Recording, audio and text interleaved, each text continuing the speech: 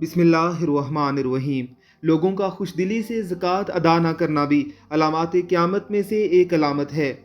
वज़्ज़कात मुग़रमन, और जब ज़कात को जुर्माना समझा जाने लगे। एक मुसलमान से मतलूब ये है कि उसका दिल अपने माल और सोना चांदी वगैरह की ज़कात निकालते वक्त मुतमईन और राज़ी हो, इसलिए कि ये ज़कात माल को पाक करने और अल्लाह की कुर्बत हासिल करने का ज़रिया है।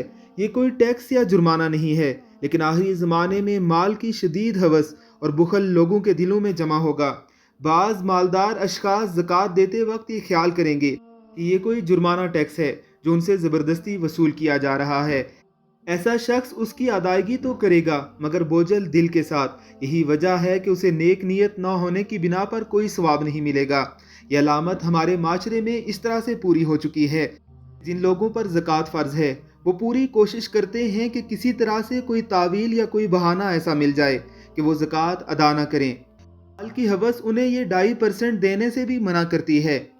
ये बात जांचने के लिए इर्द गिर्द जाने की ज़रूरत नहीं, सिर्फ अपने अंदर ही झांक कर देख लीजिए। यूँ लगता है कि ज़कात देने से हमारा माल कम हो जाएगा। अल्लाह रब्बुल इज़्ज़त की ज़ात हमें खुशदिली से ज़कात अदा करने की तौफीक अता फरमाए।